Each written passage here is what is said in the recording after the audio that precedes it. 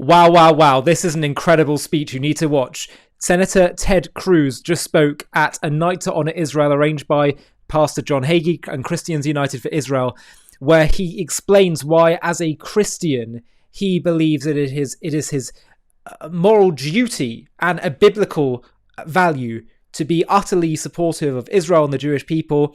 He decimates the replacement theology narrative that you have among some anti-Israel churches. And he talks about the rising tide of anti-Semitism and anti-Israel support across the West, and even on growing parts of the conservative right, particularly young conservatives in America, disturbingly. He gives a barnstorming speech here. It's a new speech, as I say. Give it a watch, and then I'll see you on the other side. God bless Israel. God bless Texas. And God bless the United States of America.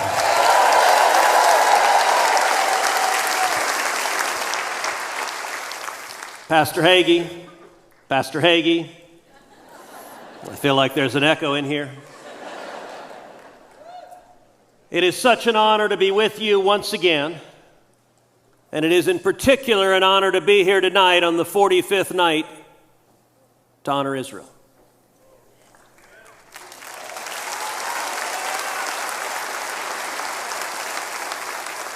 I think there is a very real argument that this moment to honor Israel, this moment to stand with Israel, is the single most consequential moment of all 45 years this evening has been occurring.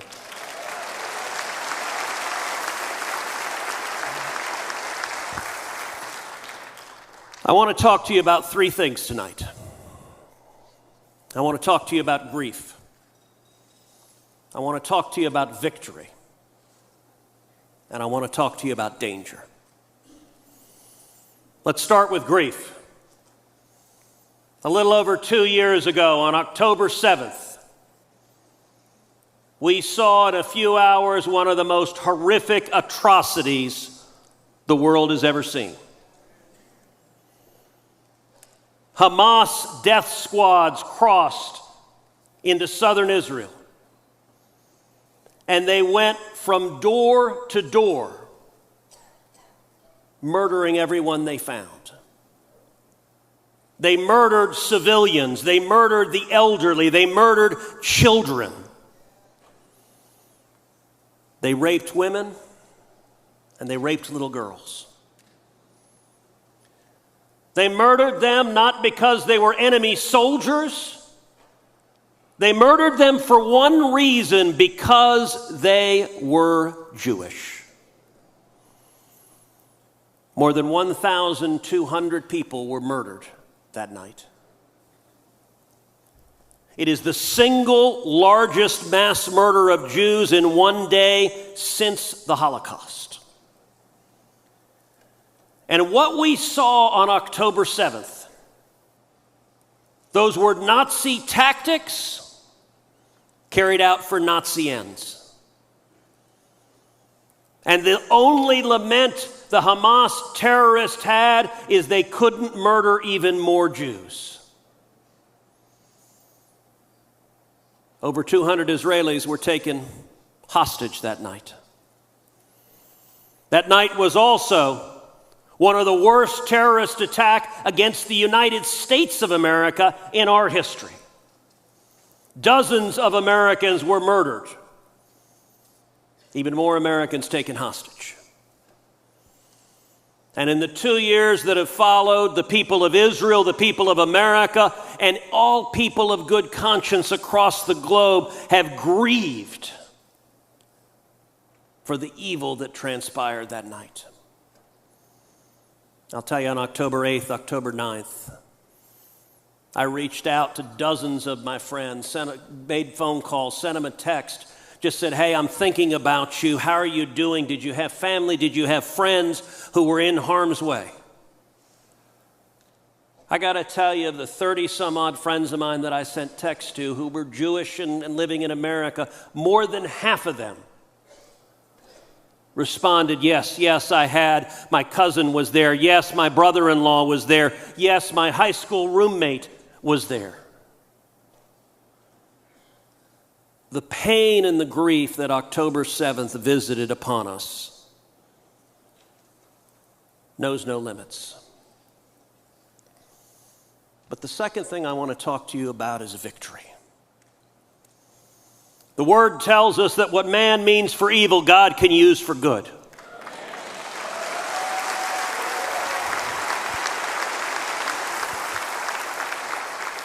And there was evil that night, raw, unmitigated evil and hate. And yet I'm going to suggest to you that God used it for good in multiple ways.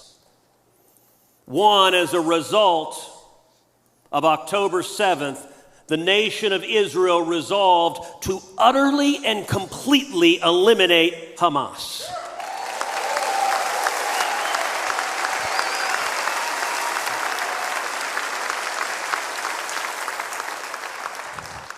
Doing so is unambiguously good. It is unambiguously good for Israel, and it is unambiguously good for America.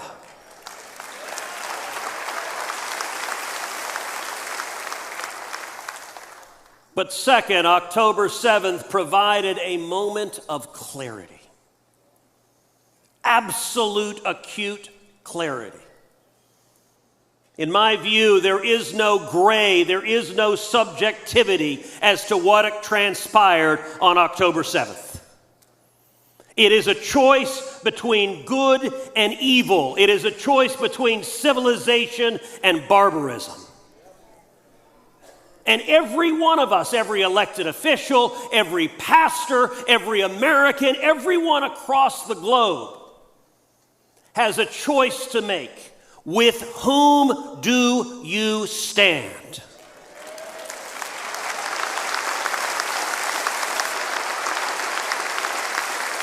Before we continue, I want to quickly share a really important message. Now that a ceasefire is in place, some people might think that Israel's pain is over. But anyone who's been following what's really happening knows it is not. The toll that this war has taken on Israel's economy, on families, on ordinary people just trying to get by, is enormous. That's where Leket Israel, the National Food Bank, comes in.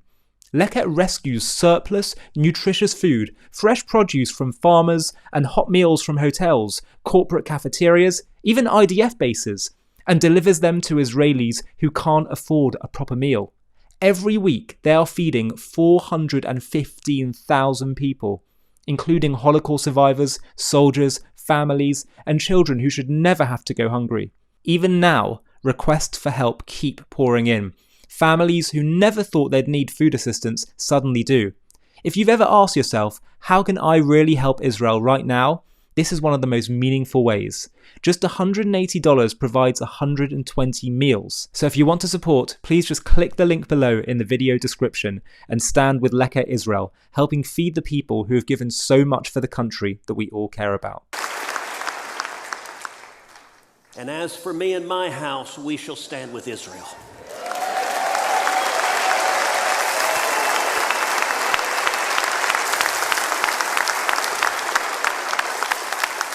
That clarity is important. That clarity revealed the bilious anti-Semitism within our colleges, within our universities, within the radical left of the Democrat Party. Now note I said the word revealed. I didn't say created. No one with any sense thinks that that hatred was absent on October 6th. All October 7th did was pull down the curtains and make it evident for a lot of people to see.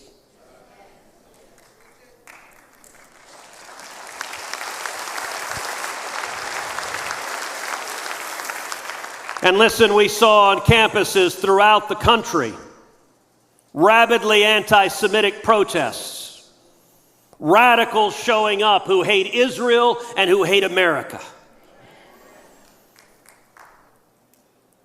standing and engaging in threats of violence against their fellow Jewish students. You know, sometimes people say, well, it was terrible. Those protests, they went on all over the country. Well, no, actually they didn't. They occurred in blue states with blue governors.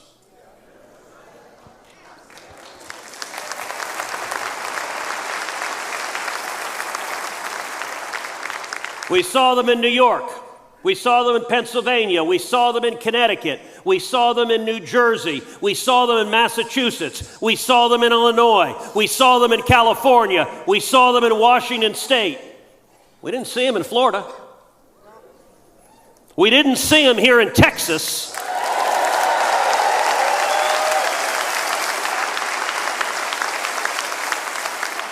Actually, we did briefly. For one day, the protesters came to the University of Texas, and the police showed up, arrested them, put them in jail, and it was over.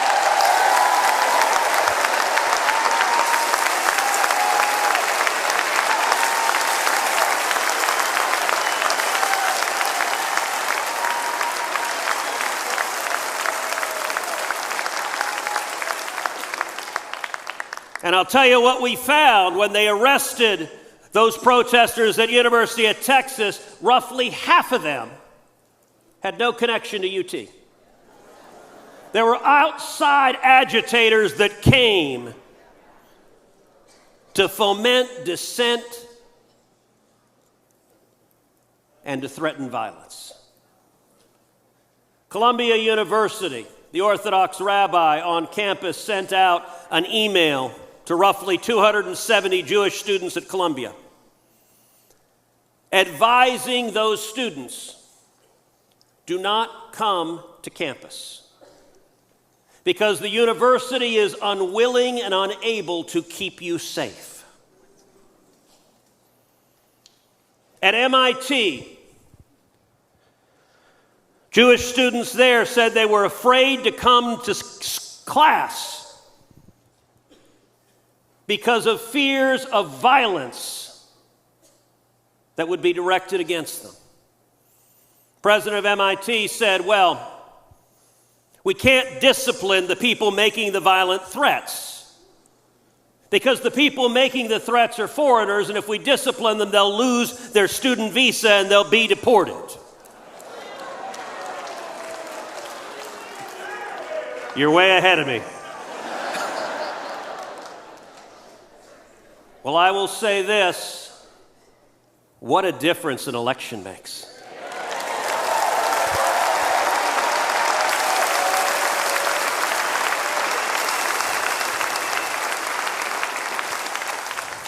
This is not complicated.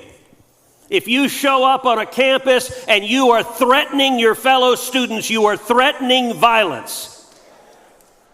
You should be arrested. You should be prosecuted. You should go to jail. And if you are a foreigner, you should be deported.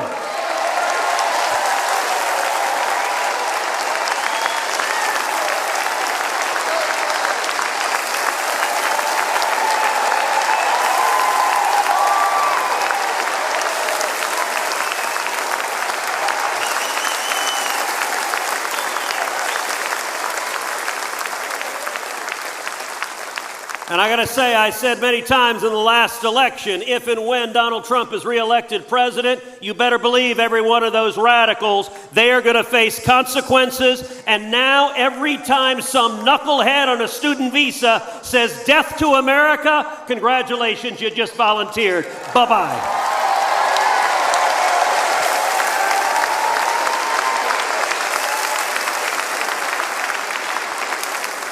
And by the way, why is this complicated? You let someone in on a visa. It's a guest you're welcoming. If you invite someone to your home for dinner and they sit down at the table and say, death to your family, you'd say, well, this has been real nice, but bye-bye. Like, this is over. We have no obligation to welcome in as guests people who want to kill us.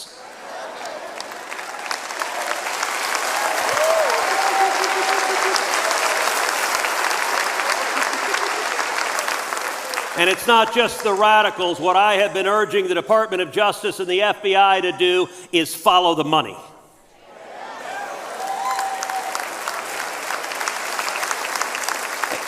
Am I the only one who noticed how many of the tents on campuses matched? It is clear there is real money. There are checks that are being written, and everyone who writes a check to fund violence and terrorism, they should be arrested and they should be put in jail.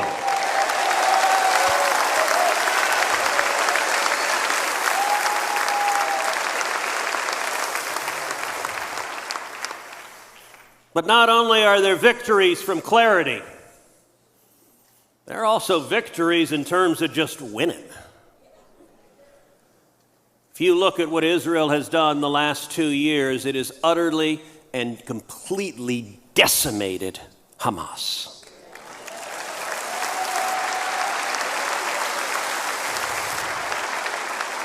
And there was an interesting moment right after October 7th where it wasn't clear. Initially, Israel just responded to Hamas and Hezbollah in the north.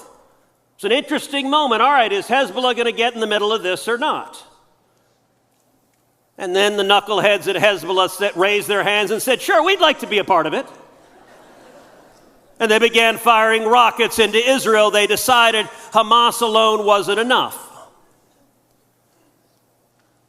And Hezbollah, again, has been utterly and completely destroyed.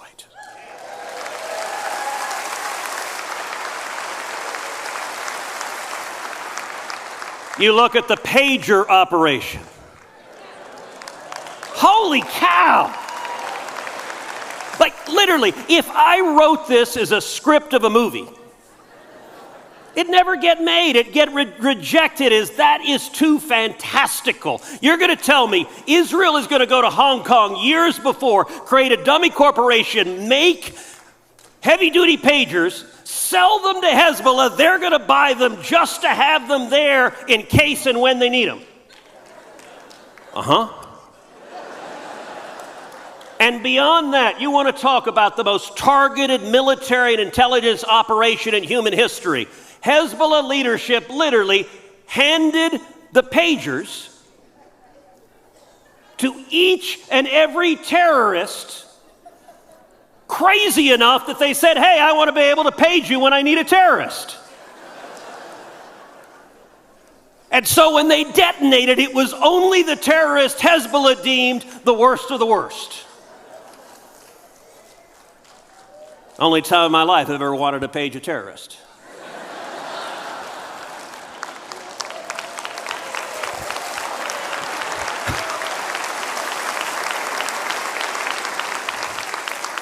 And then 2 days later, the walkie-talkies Hezbollah was using, they blew up.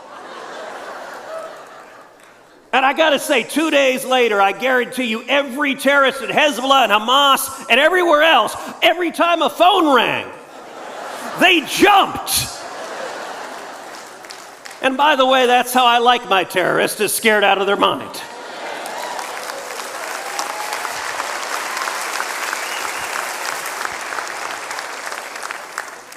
And you look at the victory that Israel won against Iran. Understand, Hamas is evil, Hezbollah is evil, but Iran is the head of the snake. More than 90% of the funding for Hamas comes from Iran. More than 90% of the funding for Hezbollah comes from Iran. Of all of the egregious decisions made in the Joe Biden-Kamala Harris administration, none were more indefensible than their decision to flow more than $100 billion into Iran.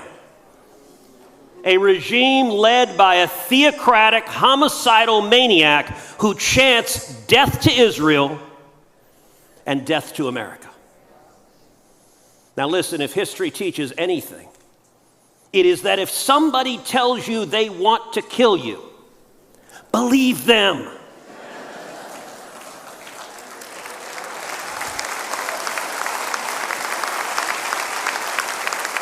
And Israel's operation systematically taking out the 12-day war, taking out Iran's air defense system, taking out their senior military leaders, taking out the heads of the IRGC. It was literally day after day. Head of the IRGC, boom. Next guy, okay, you're in charge. 24 hours later, second guy, he's gone. Third guy, he's gone. By guy number 5, when the Ayatollah said, hey, want to lead the IRGC? I'm sorry, I got a phone call.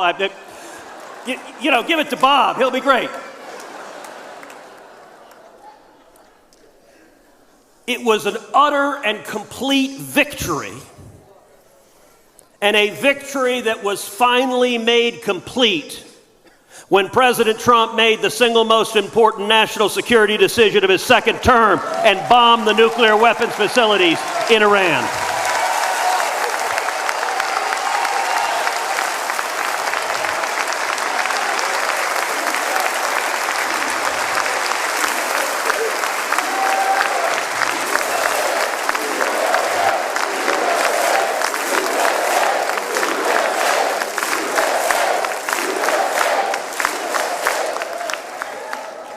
That victory was profound and powerful.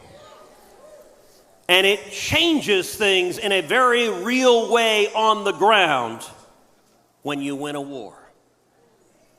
And since we last gathered, Israel has won a war and defeated Hamas, defeated Hezbollah, and defeated Iran.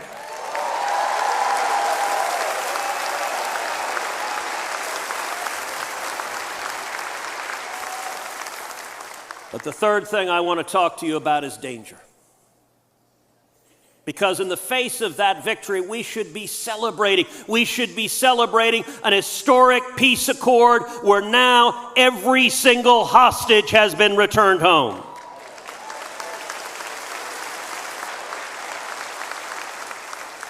But there is a danger that is very real, and we've talked about anti-Semitism. Listen, about a decade ago, anti-Semitism began rising on the left. And the Democratic Party did nothing. And in the decade that followed, it has consumed the Democrat Party. I do not believe this is exaggeration to say there is a real and meaningful pro-Hamas contingent of the Democrat Party in Washington. And the remainder of the Democrats are terrified of the pro-Hamas contingent. We know that. But the danger that I want to highlight to you tonight is not anti-Semitism on the left. It is anti-Semitism on the right. And I'm here to tell you in the last 6 months, I have seen anti-Semitism rising on the right in a way I have never seen it in my entire life. Listen, CUFI is extraordinary. The work that CUFI does is desperately, desperately needed. But I'm here to tell you, the church is asleep right now.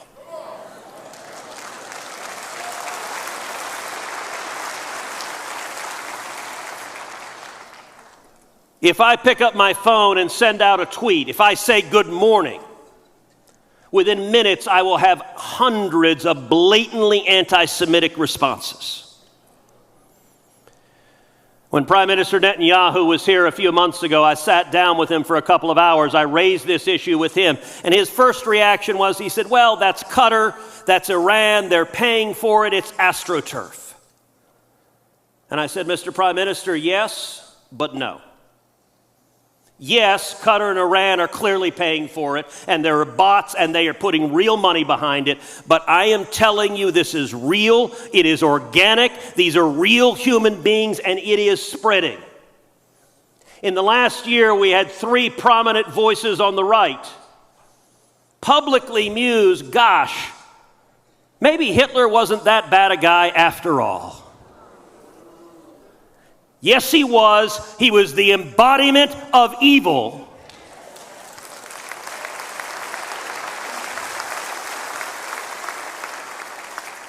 And I asked Prime Minister Netanyahu, I said, imagine how different American political history would have been if Rush Limbaugh had been an anti-Semite instead of a philo-Semite. We would have a fundamentally different country if Rush Limbaugh had spent years spreading poison. I want to tell especially folks that are no longer teenagers or in your 20s. This poison of anti-Semitism on the right, it is spreading with young people. It is gaining traction. Part of it is philosophical. There's an isolationism, so they will argue, what business do we have supporting Israel? Why should America support Israel? It's their problem, let them deal with it. And let me give you an answer as someone elected to represent 31 million Texans and fight every day for your jobs, your freedom, and your safety and security. The United States supports Israel not because we are helping out a down-on-his-luck neighbor. We're not engaged in a charity act. The United States supports Israel because it is unequivocally in the national security interest of the United States to support Israel.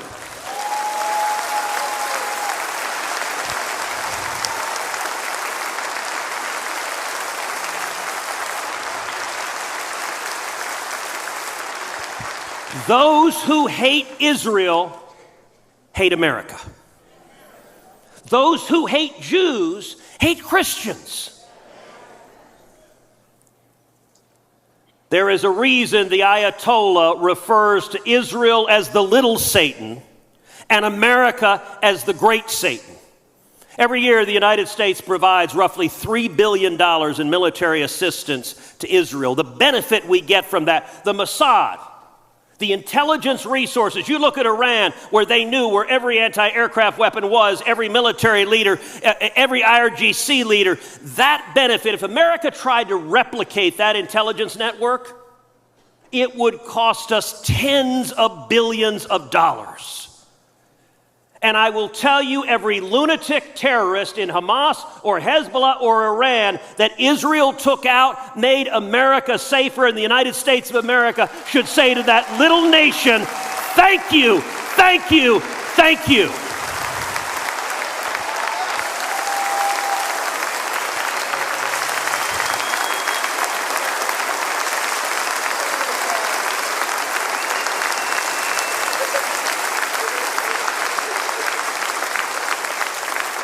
That's why, as a matter of public policy, we should support Israel. But I want to close with this. God bless you, son.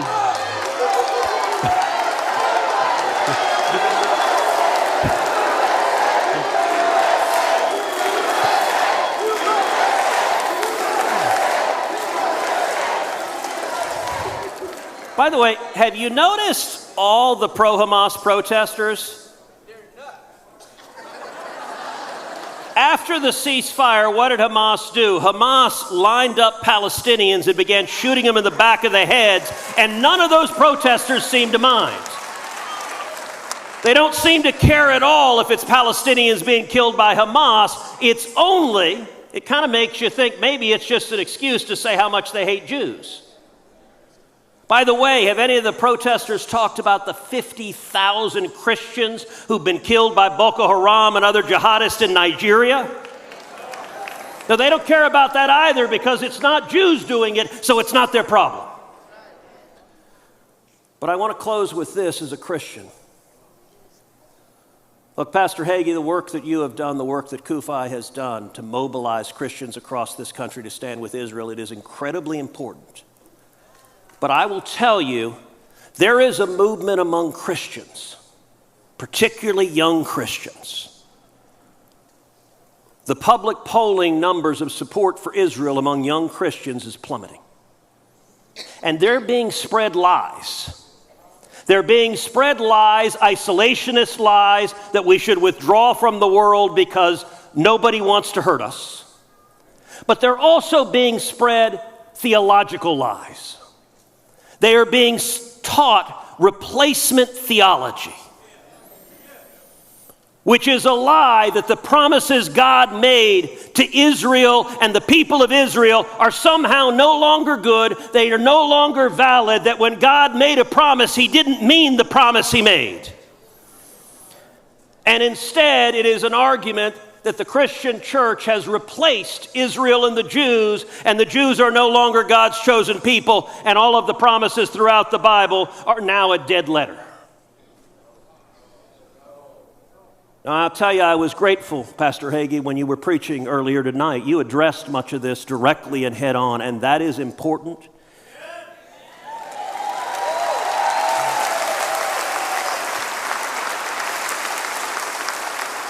I want to call on Kufi. I want to call on the church. This is a growing cancer. A decade ago, when the Democrats saw it rising, they did nothing and they lost their party. I will tell you this, I will not remain silent.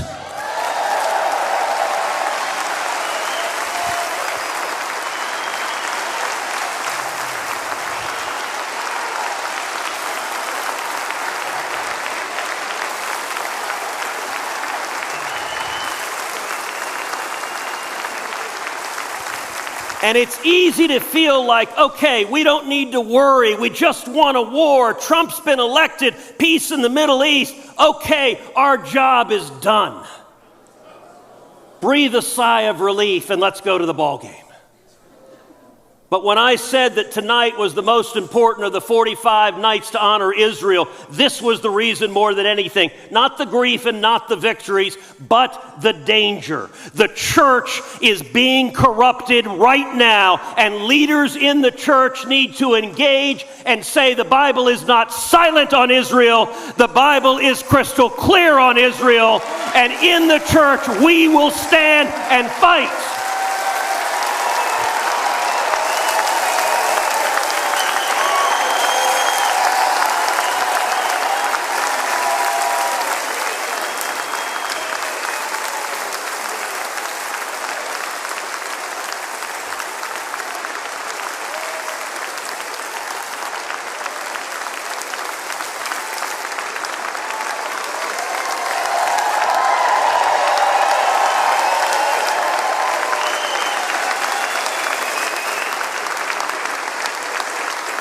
Each of you here, each of you at Kufi, the millions across America and across the globe, you were put in this place right now today for such a time as this.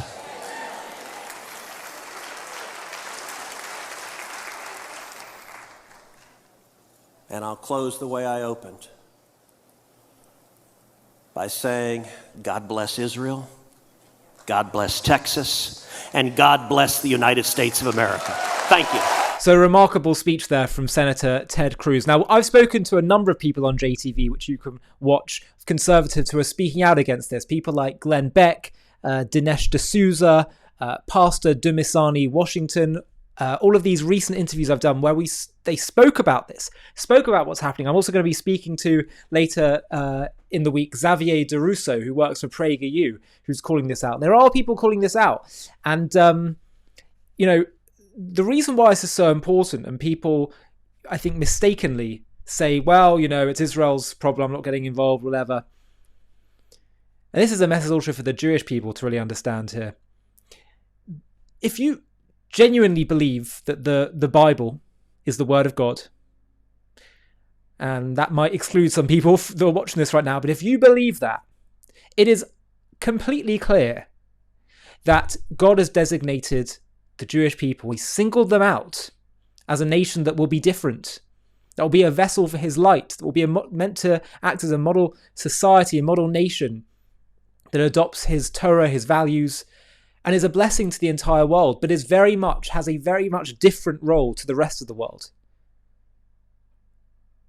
Sort of like the teacher in the classroom of global morality and global divine understanding. That's what the Jewish people are meant to be, the nation of Israel.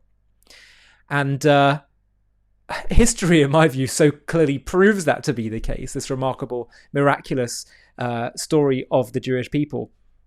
But what that means is that if you decide that instead you want to turn your back on them, you want to curse them, or even if not curse them, just say, well, I'm not having any relationship with you. According to the Bible, you are going down a very dangerous path, because you're actually turning your back on God. You turn your back on Israel, you're turning your back on God. Because if you're to ask God who he is, read the Bible, he calls himself the God of Israel. So societies that turn their back on Israel, they're going to be in trouble. They're turning their back on God and his values and his nation. So the message that I was saying since October 7th was actually, the big question here is not going to be what is the fate of the Jewish people in Israel. We know what their fate is. We know that the nation of Israel is the apple of God's eye, that he guarantees their ultimate salvation and victory and survival. Rather, the question is, how are the nations going to choose at this point? Many of which have had pretty rocky relationships with their Jews and treatment of the Jews. How are they going to fare at this time? And that's why Senator Ted Cruz's message is so strong and powerful. He's saying to them, this is now the question mark of our times. What are we going to do?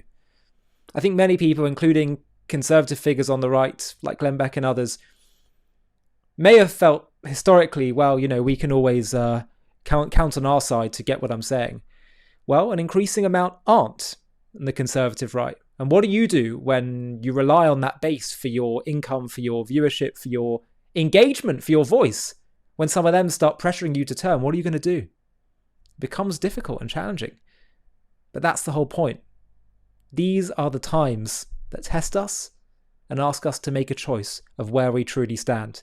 Now, by the way, just before we finish, I have to share with you that on JTV Plus, which is our new streaming platform, j-tv.plus, we've just released a new documentary, which is all about Moshiach, the Jewish belief about the Messiah and the Messianic era, what he will do, how the world will look after his coming, and why his arrival is close. It's a really epic documentary, in my view. Have a watch of the trailer, and if you want to watch the full thing, you can just click on the link in the video description. For thousands of years, the Jewish people have carried a promise that history is not a random cycle, that suffering and darkness and exile are not the end of the story, that one day the world will be redeemed and the Messiah, the Moshiach in Hebrew, will come. But what does that actually mean? Who is Moshiach? When will he come? How will we know he's real? Why would God design a world that waits so long for redemption in the first place? And what will life feel like after he comes? With AI and machines beginning to replace work, maybe we're already catching a glimpse. But then what will we do with our days? The prophets spoke of that world long ago. In this groundbreaking JTV Plus documentary, we uncover the truth about the Jewish vision of the Messiah, who he is, why it matters, and why his coming could be closer than you think. Join us as we reveal the truth about history's most anticipated figure. To watch this JTV Plus documentary and access much more premium content, click on the link in the video description.